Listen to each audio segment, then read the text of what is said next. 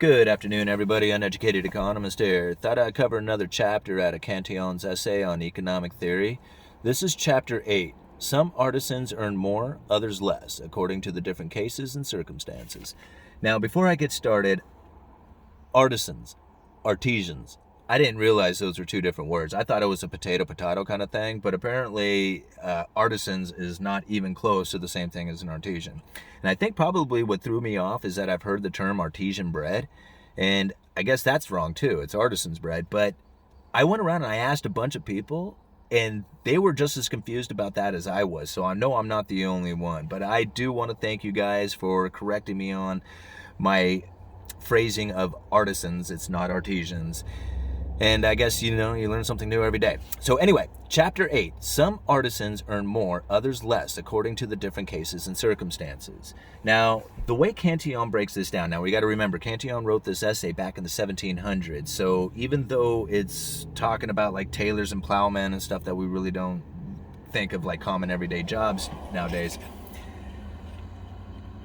the deep-rooted thoughts that he has in this essay still apply today. So it's pretty interesting to read through some of these things. Now, this chapter, some artisans earn more, others less, according to the different cases and circumstances. He relates it down to tailors. Like, if you have two tailors in a village, and he says, like, one tailor may be earning more than the other tailor would, even though they're both providing, like, clothing for the villagers. One tailor may be, like, better at advertising, or maybe producing, like, higher quality clothing. They're more durable. Maybe has like better fashion to it, like they're more up to date, and the villagers think the clothing that one tailor makes is a little bit more stylish than the other one, so they're willing to pay a little bit higher price to that tailor, or he's able to charge a higher price for it because of these certain reasons that get involved. But say for example, like there's two tailors in the village, they both make equally quality clothes, and there's no difference in it, they both charge the same amount. Well, what if one tailor dies? Like, all of a sudden, all these villagers are relying on one tailor, and now he's overwhelmed with work. He could charge pretty much as he wants until the villagers say, you know what? I'm going to go over to the next village over because they have two tailors over in that village, and it would be cost conducive to me to go over there and buy my clothing from him because you're charging too much. So that could be a reason why a tailor would be making more at this village as opposed to, say, the village over. But then he also talks about like the skill sets. Like, even though you have two carpenters on a job site, one of them might be a finished carpenter, the other one's a framing carpenter. Well, the finished carpenter most likely is going to be getting paid more than the framing carpenter will, because the finished carpenter is just that. They have the finished product. It has to be perfect. Nothing about it can be incorrect. So they have to be really good at what they do and very precise. Framing carpentry, well, there's good framers out there, but for the most part, if it's plumb level and square, that's all you really need out of it. There are some framers who do really nice, clean, tight cuts, and, everything looks really good, but it all essentially gets covered up, so it doesn't matter what it looks like, so long as it's plumb level and square. So that might be a reason why one carpenter would be earning more than the other one, is because they have a different set of skills. But then also risk is involved. And now I think about this one is because I remember a buddy of mine one time got a temporary job working on a bridge crew. And he was getting paid to paint rivets, And that's what he did all day long, was just go around each rivet that they replaced, he painted it up with this green paint. And he was paid $36 an hour to just sit there and paint this. And now I thought, man, why in the world would you be paid $36 an hour to paint rivets? Well, it's because it's on a bridge. Like the whole day, you're at risk.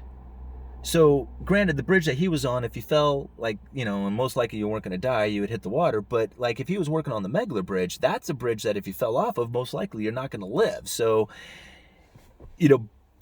being on a bridge is like a very dangerous environment, so it would necessarily pay a higher price to the people who were working there than, say, somebody who was standing on the ground painting rivets, right?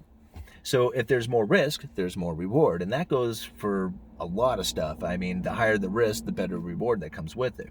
So not only is it risk reward, it's skill set, and then it's also just happens to be the circumstances in which you're in. Like I said, the villager who happened to have the other tailor pass away on them is now all of a sudden just loaded with work and can charge as much as they want. So circumstances, skill sets, and risk are all part of like the reason why one artisan would earn more and others less.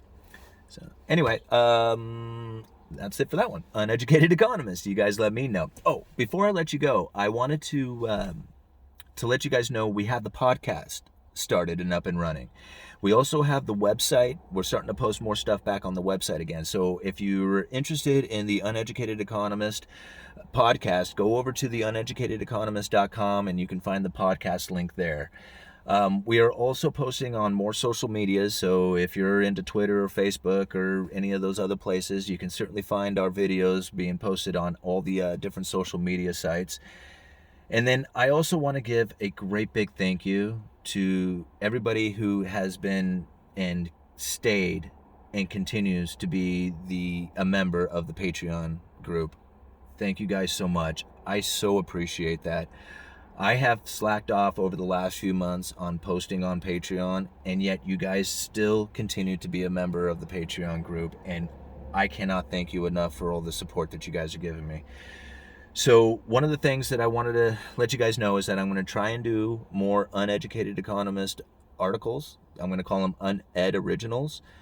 I will post those on my website, but before I post them to the website, I'm going to give the Patreon group a 24-hour, say 48-hour shot at those for a little reward for being a member of the Patreon group. So anyway, if you don't want to be a member of the Patreon, no problem. They'll get posted over on the website. I just want to give those guys a little bit earlier access as a reward for doing that for me, for supporting the channel. So anyway, wanted to give you guys those updates, and I think that'll do it. All right, Uneducated Economist, you let me know.